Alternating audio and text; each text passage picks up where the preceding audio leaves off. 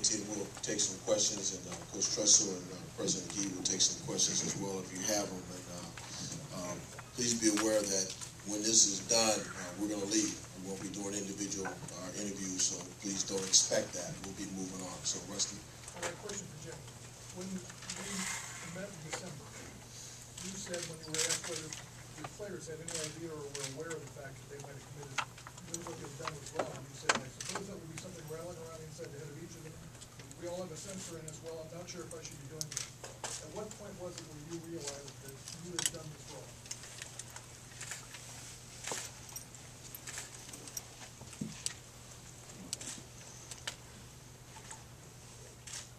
I suppose in January as we sat down.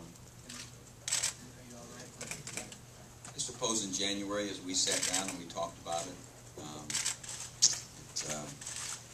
It certainly wasn't at the point you were talking about. I had made a commitment to the confidentiality of a federal situation, and as we sat down and got a little bit of guidance as to how we could have done it better, I think that was probably the point in time. Jim, was the Jim, you talked about the confidentiality of the situation and upholding it. Did you forward any of the emails to anyone? We can't get into that right now. That's a detail in the case. I'm sorry, you can't answer that one. Jim, how is that upholding the confidentiality of these forwarding emails? Again, we can't talk about that particular part of the case because that's still a part of the NCAA. As you know, we did several interviews, and the content of the interviews, if you're asking the content of the interviews, there's Rusty's question was a different one. You're asking the content of the interviews that the NCAA has, and they're making decisions on whether they support what we put ourselves before. So I can't allow him to publicly talk about the content of the interviews. So I don't mean to be disrespectful, but that's why I had to cut it off. Tim, as you were reading those emails in April, did it ever cross your mind about how it would affect your 2010 team if, in fact, these things were forwarded? I mean, did that thought process ever cross your mind No. that these guys could be in jeopardy?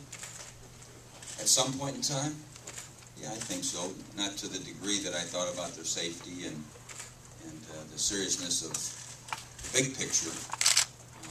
As I said at the outset, I probably did not give it the amount of thought from the eligibility standpoint that it deserved. Have you thought about what the damage might be from this in terms of nationally, what people might think of you or the program, or might call into question the success you've had here?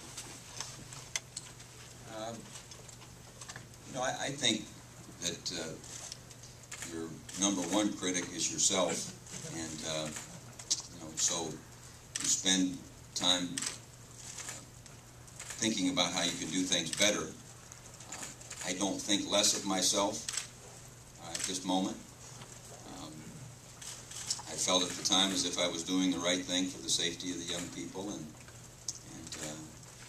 the overall situation. So, no, I really haven't given much thought to people outside of here.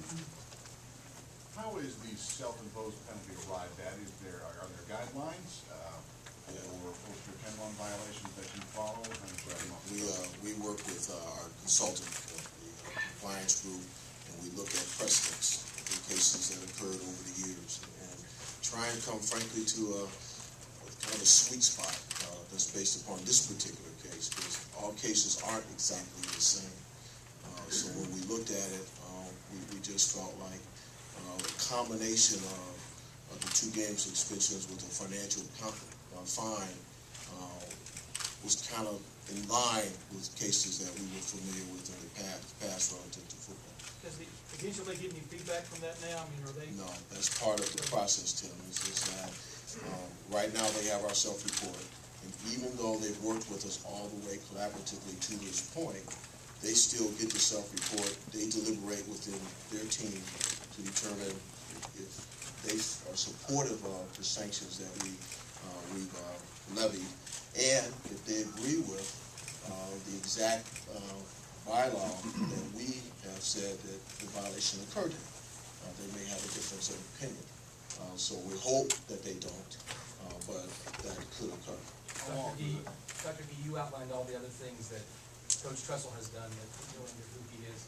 He's also had NCAA issues in his past before, whether Troy Smith, the Reese Flood situation at Youngstown State, where something was brought to his attention, he didn't fully investigate it properly.